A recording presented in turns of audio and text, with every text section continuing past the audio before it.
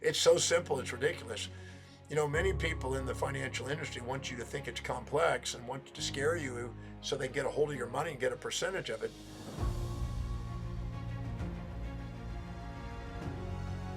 It's been stated that less than 1% of the world's population become financially independent.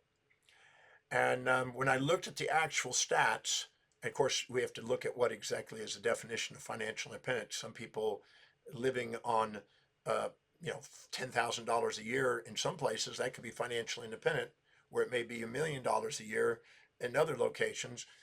But it's a small percentage, that's for certain. And I've watched people for many, many years now, at least 42 years, um, claim they want to be financially independent but not obtain it. And I've been fascinated. Why is it that some people become wealthy and free and financially and have money work for them, and why other people struggle and work their whole life for money and become a slave?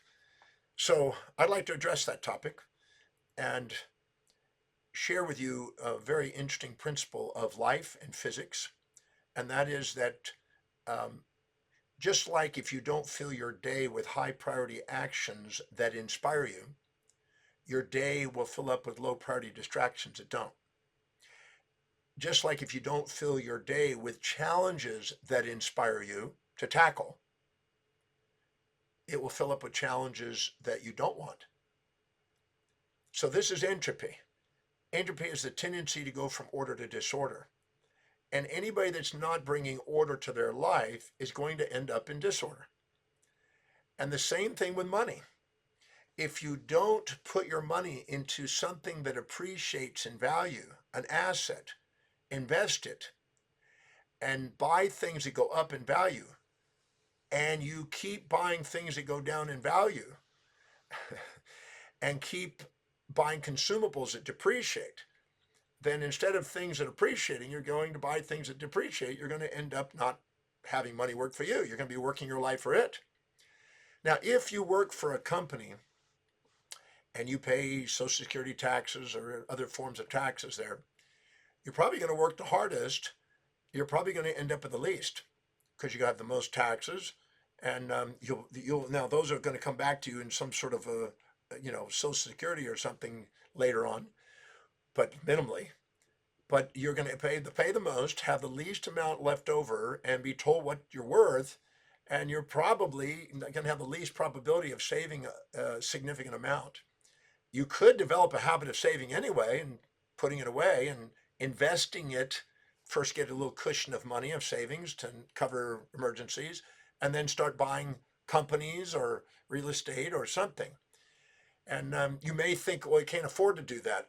No matter what. Well, that means that your hierarchy of values says that you have a higher priority on things that are consumables that you want to buy, and you're living beyond your means, and you're keeping yourself in debt possibly, and you're never going to save, never going to invest.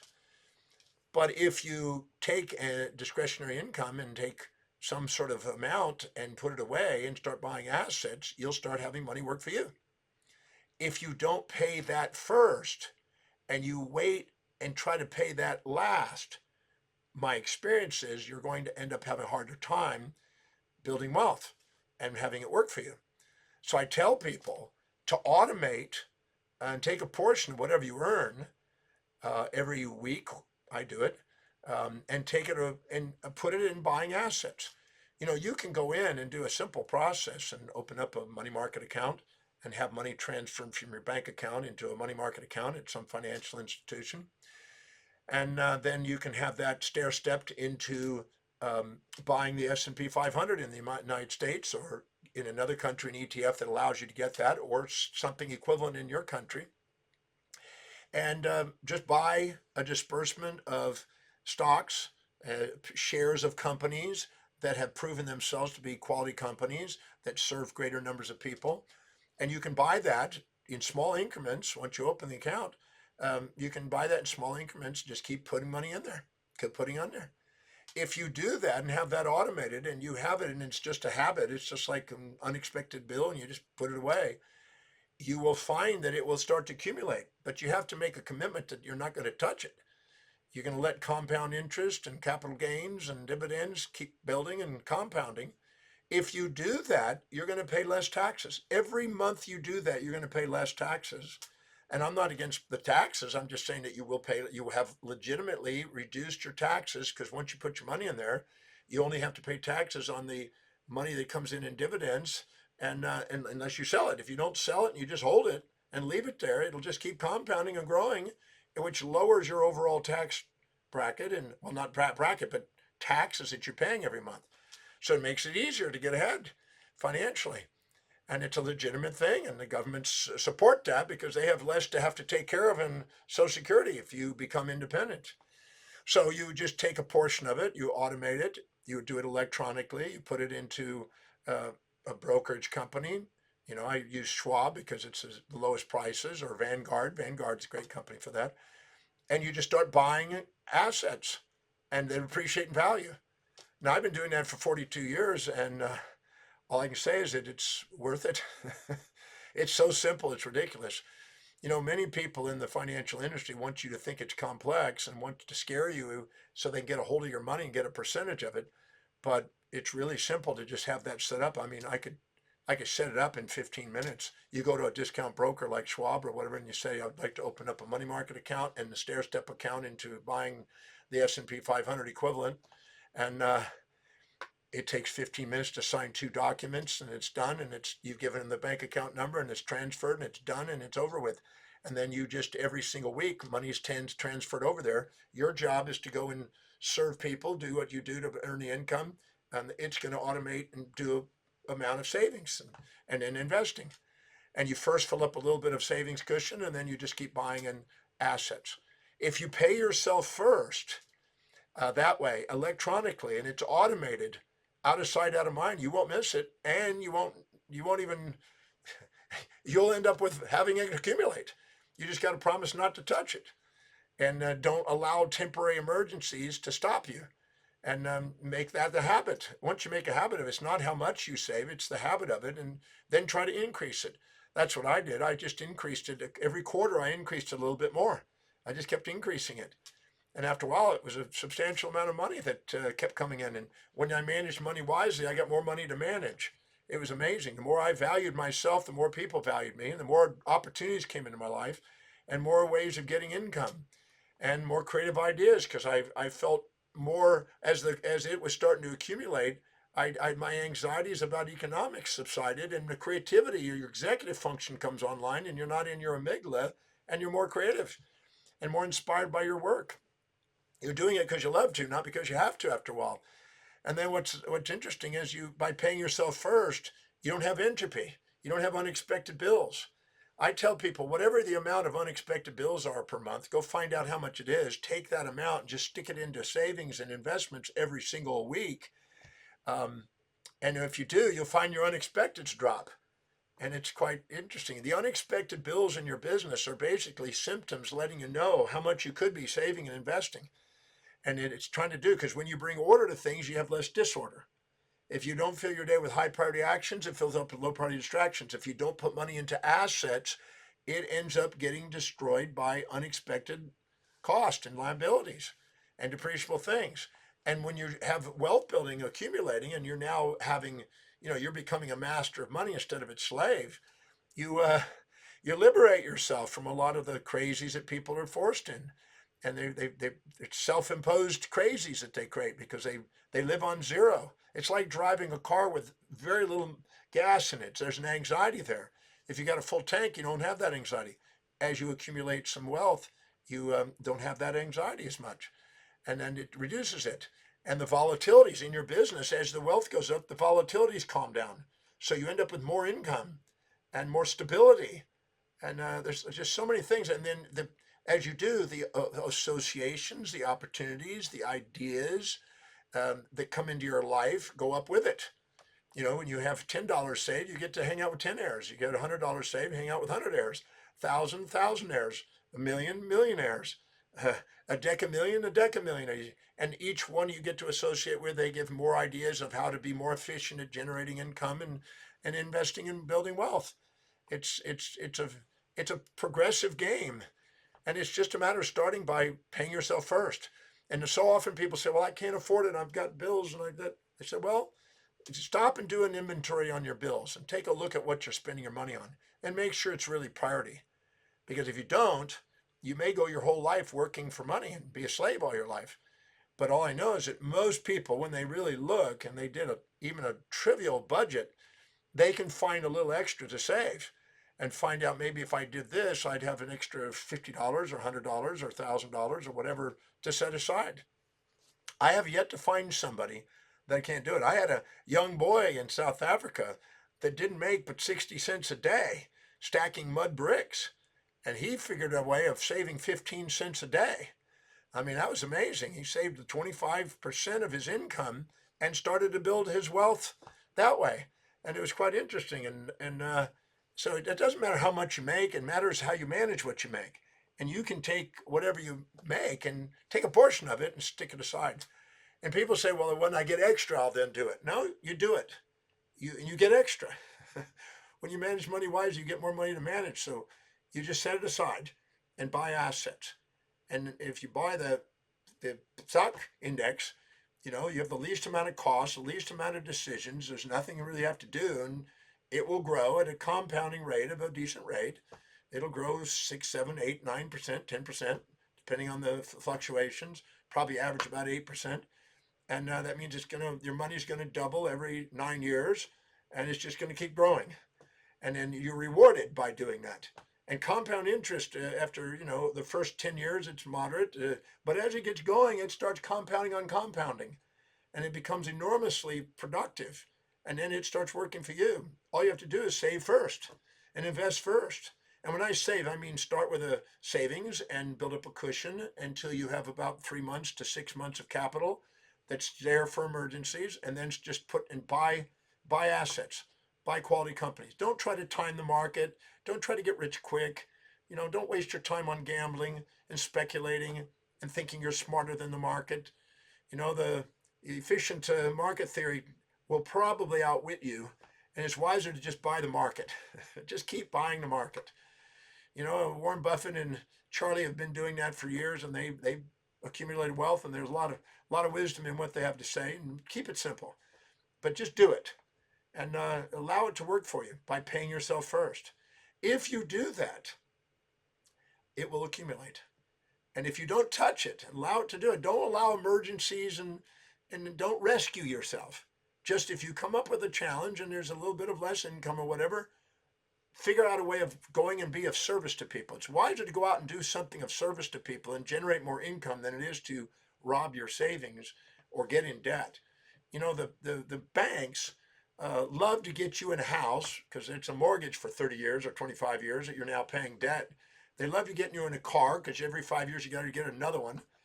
And they love to put you in a credit card because they give you pleasure by buying, but then 30 days later they give you pain. And as long as you separate pleasure from pain, you'll get in your amygdala, you'll become more addicted to buying, and you'll become a consumer, and you'll get further in debt. And the average person on credit cards has a debt of about 1/10 of whatever they make in a year on credit card running over and over again. And that's the most insane thing that people could do, is keep themselves in debt and pay high prices on the interest on that. And it's just foolish. If you can't pay off the credit card every single month on time, get rid of it. And when I grew up, we had a layaway plan. You wanted something, you paid up front, and when it's all paid off, you get it. It was not immediate gratification. It wasn't you get it now and pay later. You paid now and got it later. And that was way, way more productive. Now, it may be slower to the economy, but the people that are not too bright with wealth building, that keep buying things and keep getting themselves in debt, a smart person goes and finds out what people are buying out there and buys stock in that and gets the return on that and gets wealthy off the people who are foolish. And, they don't learn their lesson, and they get distressed and they age from it. And then they pay themselves last. In fact, they don't even pay themselves. And then they don't pay their taxes. And then they're a burden on society.